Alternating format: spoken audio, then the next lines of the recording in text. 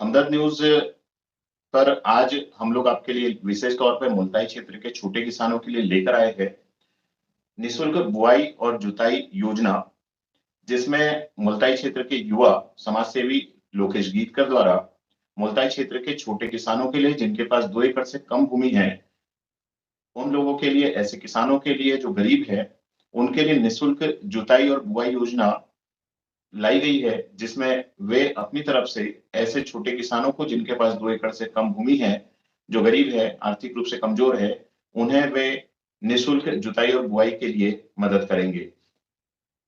हमारे दर्शक जो हमें देख रहे हैं या हमें देखेंगे, आप अपने कमेंट्स के माध्यम से भी अपने कुछ सवाल यदि हो, तो आप वो भी हमसे पूछ सकते हैं।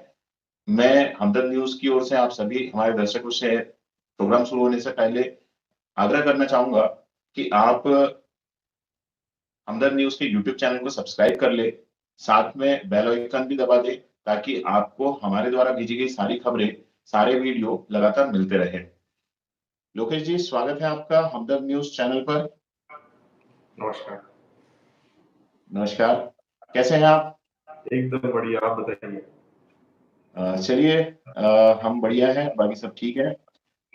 आपसे जैसे हमारी बात हुई थी, आपने योजना एक बनाई है, मुल्ताई क्षेत्र के किसानों के लिए, जो छोटे किसान हैं, जो गरीब किसान हैं, आर्थिक रूप से कमज़ोर है, जिनके पास 2 एकड़ ज़मीन है या उससे कम है। तो ये आपकी योजना क्या है? किस तरीके से आप इस योजना पे काम कर रहे हैं? और क्या चीज़ें आप इसमें देखते हैं कि 2 एकड़ से कम भूमि वाले किसानों के लिए जो आपकी योजना है, सबसे पहले मैं चाहूँगा कि आप एक ब्रीफ में, एक संक्षिप्त में उनको बताएँ, हमारे किसान साथियों को, हमारे दर्शक साथियों को कि आपकी योजना क्या है? 2 एकड़ से कम जिन भी किसानों के पास में भूमि है, उन किसानों को जुताई एवं बुआई यह निःशुल्क करवा के देंगे। इसमें ऐसा है कि 2 एकड़ से कम भूमि वाले उन किसानों को हम इसमें चिन्हित कर रहे हैं कि जो एक्चुअल में गरीब श्रेणी में आते हैं और जो कि कई ऐसे किसान बंधु हैं हमारे कि जो अपने बैलों के माध्यम से हल वगैरह चलाते हैं। तो मेरा एक मानना ये था कि 2 एकड़ से कम भूमि वाले जितने मेरे किसान भाई लोग हैं, उनके लिए हम जुताई और बुआई निःशुल्क कराएँ। सबसे पहला तो यही है। दूसरी चीज़ ये है, इसको निःशुल्क कराने के लिए हम लोग का इसमें 2 फसल आएँगी इसमें। एक रबी की सोयाबीन और की एक खरीफ और की। जी।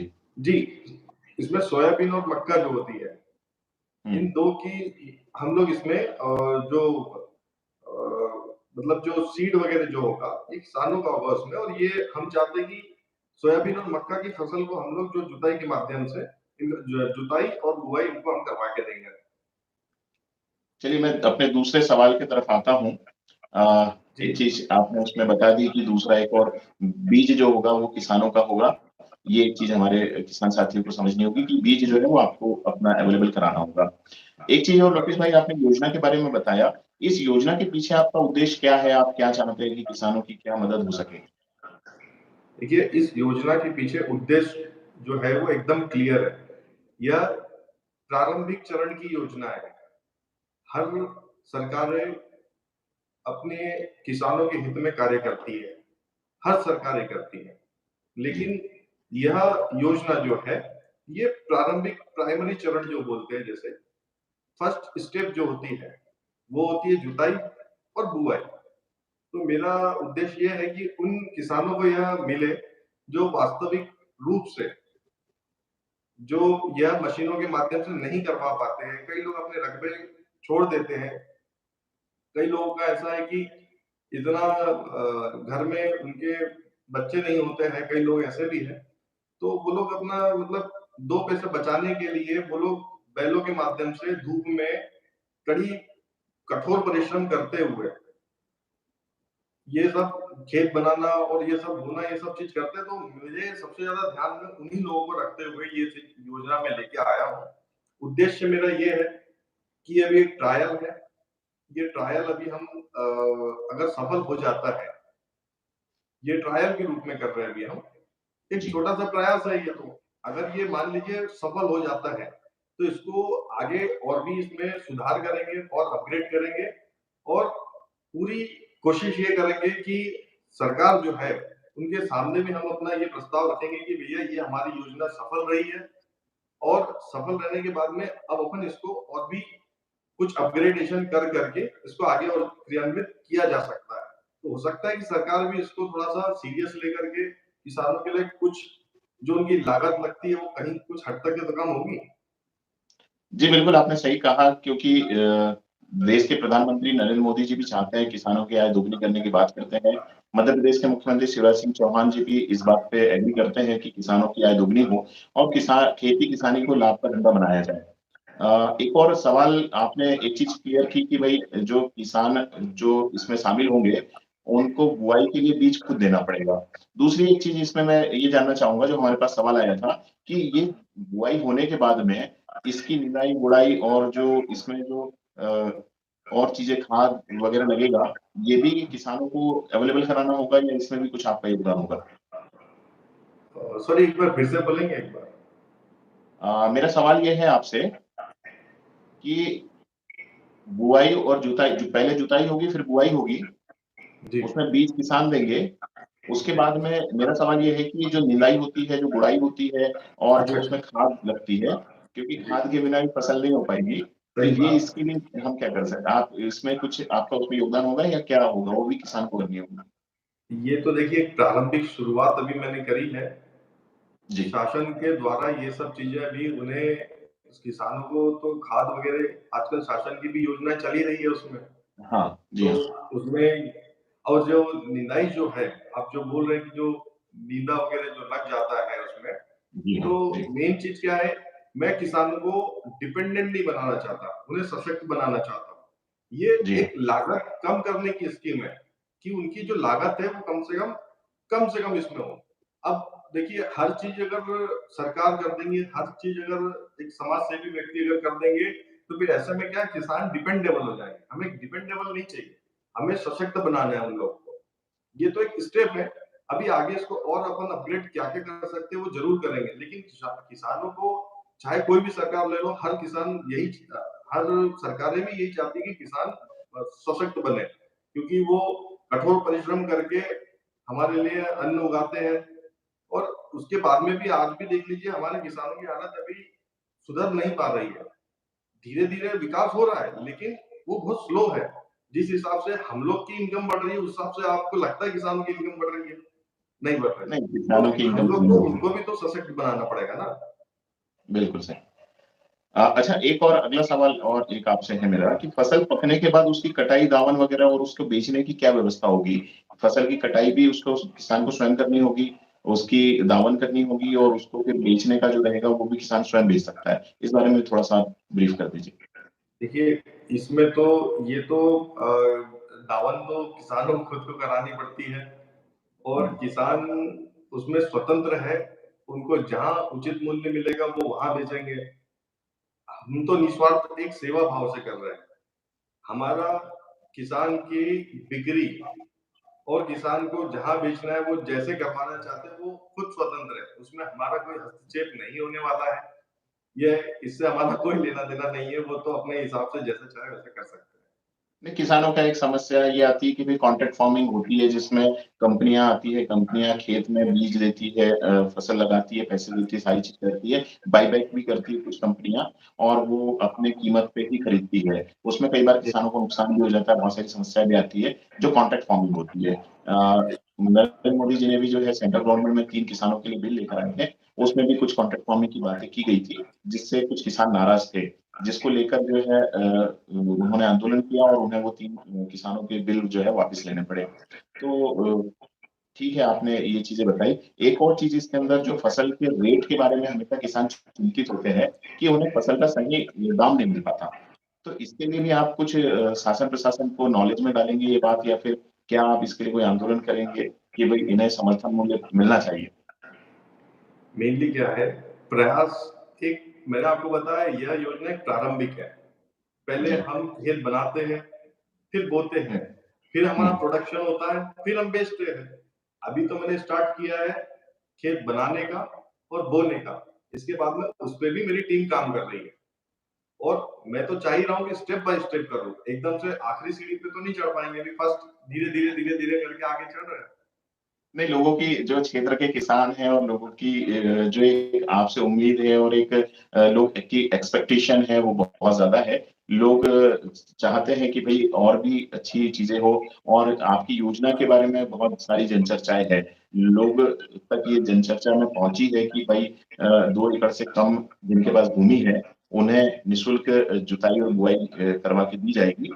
एक और चीज़ इसके अंदर में है थोड़ा-सा इस योजना से हट के है जहाँ बात अपन करते हैं तो लोगों में एक जनचर्चा का विषय भी है क्योंकि 2023 चल रहा है, ये चुनावी वर्ष है, आप भी जानते हैं। विधानसभा चुनाव मध्य प्रदेश में होने हैं। ये इस योजना से संबंधित नहीं है, लेकिन कुछ किसानों के, कुछ लोगों के मेरे पास सवाल आए थे या जनचर्चा मैंने सुनी थी कि ये कहीं चुनावी लॉलीपॉप तो नहीं है कि भई चुनाव में है तो ठीक है अपन कर रहे हैं योजना, चुनाव के बाद खत्म हो गया दिसंबर में, उसके बाद क्या होगा? तो उसके बाद भी क्या ये निरंतर चलते रहेगी? क्या रहेगा इसका? देखिए, सबसे पहली बात, मैं कोई नेता हूँ नहीं, सबसे पहली बात।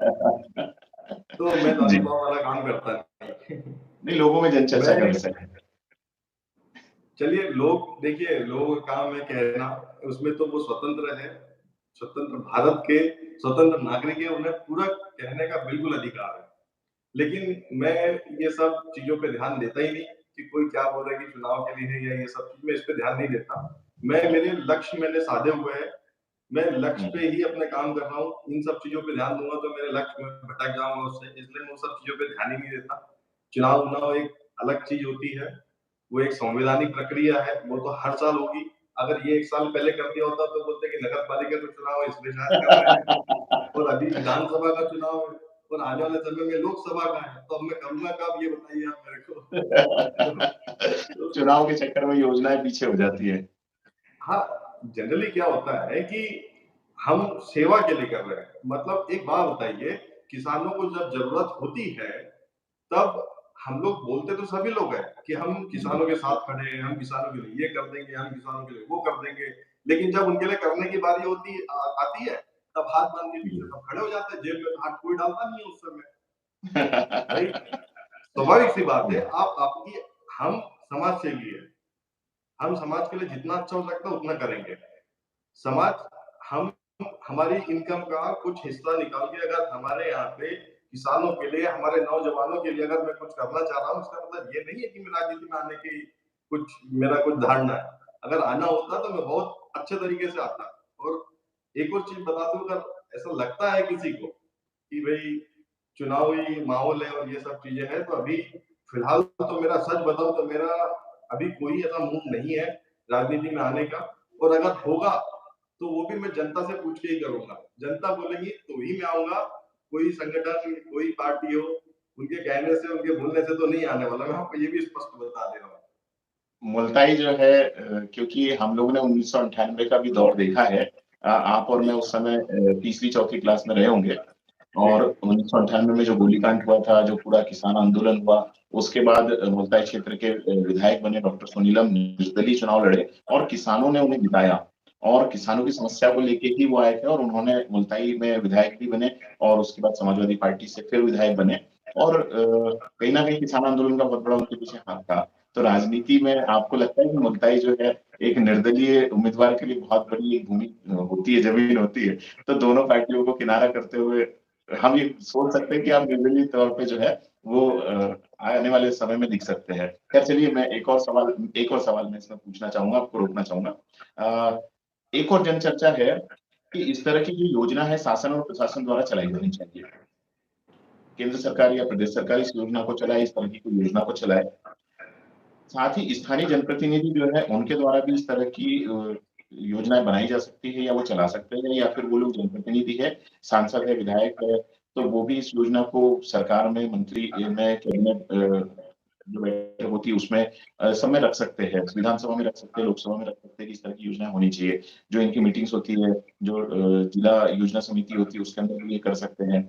तो आपको ऐसा नहीं लगता कि मुल्ताई क्षेत्र के और बैतूल के जो जनप्रतिनिधि है, सांसद है, विधायक है, वो कहीं न कहीं किसानों के इस मुद्दे पे जो है उनका रवैया जो है, उनका जो बिल्कुल मतलब ध्यान नहीं देना चाहते, उदासीन हैं। तो ये आपको लगता है कहीं न कहीं? देखिए मैं किसी के लिए तो कुछ नहीं कह सकता।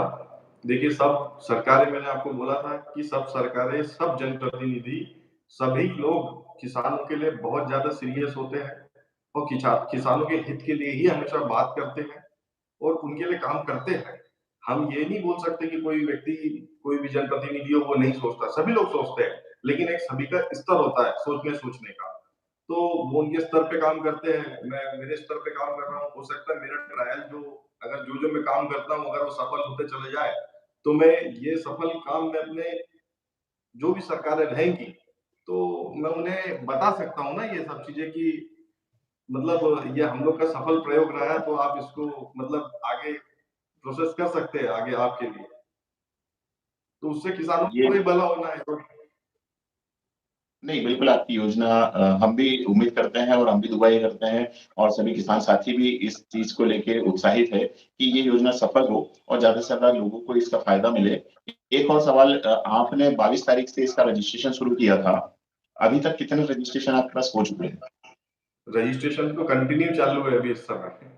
हमें रजिस्ट्रेशन तो आ रहे हैं, कई लोग को कन्फ्यूजन भी है कि मतलब मैं आपको उनका थोड़ा कन्फ्यूजन भी दूर कर देता हूँ आपके माध्यम से, कि सबसे जी, पहली बात कि हमारे जो किसान भाई हैं उनको ऐसा लगता है कि जैसे सबसे पहली बात डॉक्यूमेंटेशन। हाँ। डॉक्यूमेंटेशन जो है वो बिल्कुल गोपनीय रखे जाएँगे, उसका कोई मिसयूज़ नहीं होने वाला है। और मेरा कहना एक और ये भी है कि जैसे हमारे कई ऐसे जो किसान भाई लोग हैं जिनके पास में ट्रैक्टर्स भी हैं, कई लोग ऐसे भी हैं, तो वो लोग भी अपनी आजीविका चलाते हैं ट्रैक्टरों के माध्यम से, है कि नहीं? तो कहीं न कहीं उनका भी व्यापार इफ़ेक्ट होगा इसमें। तो मेरा कहना ये है कि जो लोग ट्रैक्टर ऑलरेडी जिनके पास में, जिनका व्यवसाय उसमें चलता है, तो मैं खुद मेरे ट्रैक्टर नहीं खरीद रहा हूँ। मैं आपको ये भी चीज़ बता दूँ, उन्हीं लोगों के बीच में से उनको उठाऊँगा और उनको भी एक रोज़गार उसी समय तत्काल में मिल जाएगा कि भैया उनको जो उनकी गाड़ी में लगी हुई लागत है, तो मैं उनके लिए भी मतलब कहीं हानि नहीं पहुँचने दूँगा उन लोग के लिए भी। तो मैं हर एक वर्ग, हर एक किसान के लिए मैंने सोच के पहले से रखा हुआ है। मैं बहुत कैलकुलेटिव रिस्क लेता हूँ और कैलकुलेटिव काम करता हूँ। इसमें पहले से मेरी पूरी प्रिपरेशन होती है, उसके बाद में ही मैं हर चीज़ लेकर के आता हूँ। पूरी कोशिश मेरी ये रहेगी कि आखिरी तक जो मेरा किसान भाई है, वो मेरे हाथ से छूटना नहीं चाहिए। कि मैं चाहता हूँ कि हर वो गरीब किसान के पास में मेरी योजना पहुँचे, जो वाक़ई में उस योजना के लायक है और वो पात्र होना भी चाहिए। दूसरी चीज़ एक और है कि मेरे जो किसान भाई लोग हैं, उनके लिए मैंने रजिस्ट्रेशन की स्टेप जो है, वो बहुत जी, आसान करी है कि जी। व्हाट्सएप पे आप डॉक्यूमेंट भेजें, आपका एक बार वही है।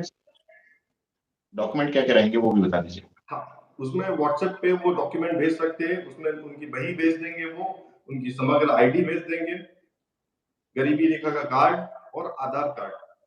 हम उसको एक प्लेटफ़ॉर्म पे अभी अभी हम लोगों ने कुछ फॉर्म्स वगैरह भी बनाए हैं। अभी हम ऑनलाइन रजिस्ट्रेशन लेंगे, ऑफलाइन फिर मैं लोगों के बीच में जा कर के फिर ऑफलाइन भी रजिस्ट्रेशन में मतलब चालू कर दूँगा ताकि हमें कोई प्रॉब्लम नहीं है कि कितने ही लोग आ जाएँ, कितने ही किसान आ जाएँ, लेकिन योजना पहुँचना चाहिए ज़्यादा से ज़्यादा लोगों के पास। हमारा लक्ष्य एक ही है और मुझे पूरी उम्मीद है कि हमारे किसान भाई मतलब जितने भी मतलब है, सभी लोग बहुत मतलब हमारे मदद भी करते हैं, कुछ लोग मार्गदर्शन भी देते हैं। बड़ा अच्छा लगता है कि सब लोग हमारे साथ में खड़े हैं इस समय और उनके लिए मैं खड़ा हूँ बड़ी खु मुझे तो गर्व होता है कि भले ही मैं कुणबी समाज का लड़का हूँ, लेकिन मेरे सब समाज को लेकर के मतलब मैं चल रहा हूँ, तो मुझे बहुत अच्छा लगता है। एक दिन ज़रूर आएगा कि सभी लोग यही बोलेंगे कि ये योजना बहुत अच्छी रही। चलिए हम भी आशा और उम्मीद यही करते हैं कि ये योजना जो आपने शुरू करी है, आपने बनाई है, कि इस पे सरकारें भी अमल करें और इसको कुछ पुख्ता एक ऐसा ढाँचा दें। जब आप लाइव नहीं जुड़े थे तभी मैं अपने दर्शकों से यही कह रहा था कि हम लोग भी ये उम्मीद करते हैं कि ये योजना राज्य सरकार भी लागू करे, केंद्र सरकार भी लागू करे। इसमें जो सुधार की ज़रूरत है वो भी करे, जो एक्सपर्ट्स हैं उनसे भी इस योजना के बारे में दिखाएँ और यदि कुछ हो सकता है, जिस तरीके से आपने कहा कि जो लोग जिनके पास ट्रैक्टर है, वो जी। आप अपना ट्रैक्टर नहीं ले रहे हैं। आप जो ट्रैक्टर पहले से लोगों के पास में जो साधन संसाधन है, उसी में आप उन्हीं लोगों के माध्यम से ये काम करवाने वाले हैं। ये चीज आपने कही अच्छी है। एक चीज और इसमें जानना चाहूंगा कि 2 एकड़ का आपने अभी कहा है कि 2 एकड़ या उससे कम होनी चाहिए। आने वाले समय में ये कुछ लोगों का कहना है कि किसी के पास उससे ज्यादा भी है, तो क्या उनको भी इसका लाभ मिल सकता है आने वाले समय में? देखिए, अभी तो क्या है, फिलहाल 2 एकड़ से मतलब 2 एकड़ के जो किसान भाई लोग हैं, पहले तो ये ट्रायल बेसिस पे है, तो ट्रायल में तो हमने कम ही लोगों का रखा है। धीरे-धीरे ये ग्राफ बढ़ाना पड़ेगा, क्योंकि अ, आने वाले समय में 5 एकड़ तक के इसको ले जाना पड़ेगा, क्योंकि किसान भाई हर ऐसा तो नहीं है कि 2 एकड़, कहीं किसी की 3 एकड़ भी है, किसी की 4 एकड़ भी है, कई 3-4 एकड़ वाले भी गरीब किसान हैं हमारे। तो जी हाँ, जी हाँ, बिल्कुल। एक ट्रायल तो अपन करके देखते हैं, हो सकता है ये ट्रायल अगर बहुत अच्छा हो गया, तो मतलब आने वाले समय में किसानों के लिए एक थोड़ा-सा एक अच्छी व्यवस्था बन जाएगी, बस मेरा तो कहना ही है। नहीं, हम भी उम्मीद करते हैं कि किसानों के लिए बहुत अच्छी ये योजना बने और आप इस तरह की जो है वो योजनाएं लेकर आए और किसानों को इस योजना का फायदा हो। हम भी ये चाहते हैं और हम लोग चाहते भी थे कि आपके माध्यम से लोगों तक और दर्शकों तक ये बात चले कि पहुंचे कि भाई क्या योजना है और किस तरीके से इसमें इसका अमल होना है। एक चीज और इसमें अंतिम क्षणों में मैं आपसे जानना चाहूंगा हमारे प्रोग्राम के कि एक बात और बताएं कि ये जो योजना है इसमें कोई संख्या सीमित है कि भाई पहले पाओ 1,000, 2,000 या कितने किसानों की ऐसी कोई लिमिट देखिए, इसकी? ऐसा कुछ भी नहीं है। जी। मेनली क्या है कि पहले पाँव वाला कुछ भी नहीं है। हम लोग सभी के रजिस्ट्रेशन लेंगे इसमें, और ये चीज़ सभी के लिए है, रजिस्ट्रेशन भी सभी के होंगे, और इसमें से वही लोग पात्र होंगे। कई लोग ऐसे भी है ना कि जैसे जिनके पास ऑलरेडी ट्रैक्टर है, तो उन हाँ, किसानों को ज़रूरत नहीं है मेरे हिसाब से। हाँ। तो वाक़ई में जो अपने बैलों के माध्यम से हल चलाते हैं, ये मैंने महसूस किया हुआ है। मतलब जी, पर्सनली इसी वजह से, जी। देखिए, जो ज़मीन का व्यक्ति होगा, वही ये सब चीज़ महसूस कर पाएगा, वही यही सब चीज़ योजनाएँ के बारे में सोच सकता है। अभी और भी चीज़ें हैं, अभी तो सिर्फ़ ये मैं छोटे-छोटे डेमो बता रहा हूँ आपको। आगे तो बहुत और अच्छा चीज़ करने का पूरा मतलब कोशिश तो पूरी यही रहेगी ख़ैर मेरी। मतलब कुछ लोग अगर जैसे किसान वंचित भी रह जाते हैं, तो उन्हें घबराने की ज़रूरत नहीं है। इसको, क्योंकि वो त्रुटि कहलाएँगे हम लोग, क्योंकि हम लोग उनको कवर नहीं कर पाए। तो उसको सुधार कैसे करना है, उसको और आगे कैसे अच्छे से लाना है, तो पूरा वो सिस्टम पे फिर हम लोग काम करना चालू करेंगे। अच्छा, इसकी एक जो है आपने 22 तारीख से इस योजना की शुरुआत की है रजिस्ट्रेशन की। इस योजना की जो जी। है रजिस्ट्रेशन की जो तारीख है अंतिम, वो कुछ आपने डिसाइड की है या कब तक आप रजिस्ट्रेशन करवाएँगे? देखिए, मैं आपको एक चीज़ बता रहा हूँ कि ये जो रजिस्ट्रेशन की अ,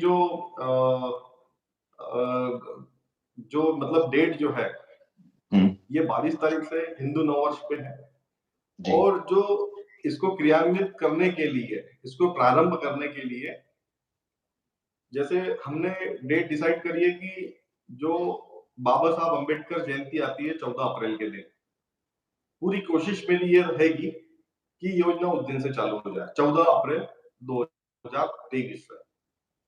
और उस दिन हम लोग इसको ऑन ग्राउंड चालू कर देंगे। और ऑन ग्राउंड जब चालू होगी, तब भी कुछ ऐसे किसान भाई लोग रहेंगे जिनके रजिस्ट्रेशन नहीं हुए होंगे, तो वो भी हम उस समय लेंगे। बाकी ऐसा नहीं है कि उस ड्यूरेशन, लोग ऐसा सोच रहे होंगे कि हो सकता है कि उस बीच के ड्यूरेशन तक के ही मतलब रजिस्ट्रेशन होंगे, उसके बाद में रजिस्ट्रेशन नहीं होंगे, तो जबकि ऐसा नहीं है। हम लोग जब योजना कंटिन्यू चलती भी रहेगी ना, तब भी हम रजिस्ट्रेशन स्टार्ट रखेंगे कि आप तो मतलब रजिस्टर आपका कराइए। आपका आप आपकी योजना ये है कि अभी आपने 22 तारीख से शुरू की है योजना के रजिस्ट्रेशन की डेट। आप 14 अप्रैल तक रजिस्ट्रेशन फिलहाल करवा रहे हैं। 14 अप्रैल से जिन लोगों के रजिस्ट्रेशन हो चुके होंगे, उनकी प्रोसेस चालू हो जाएगी और जो लोग नए आएँगे या नए रजिस्ट्रेशन होंगे, वो लोग की योजना भी उसके बाद फिर क्रियान्वित होते चली जाएगी। होते रजिस्ट्रेशन चले आप बंद नहीं जाएंगे, कर रहे हैं।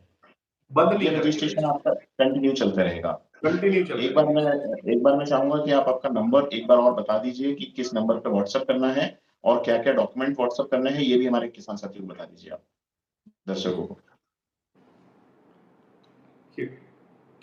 मेन है डॉक्यूमेंट जो जो है, एक तो बही लगेगी, हर जी, किसान भाइयों की बही, एवं समग्र आईडी, आधार कार्ड, और आपका अगर गरीबी रेखा का जो राशन कार्ड होता है वो, और जी। बाकी आप व्हाट्सएप पे ये नॉमिनल डॉक्यूमेंट भेज देंगे 7024857555 नंबर पे, तो हम इसको आपका रजिस्टर्ड कर लेंगे।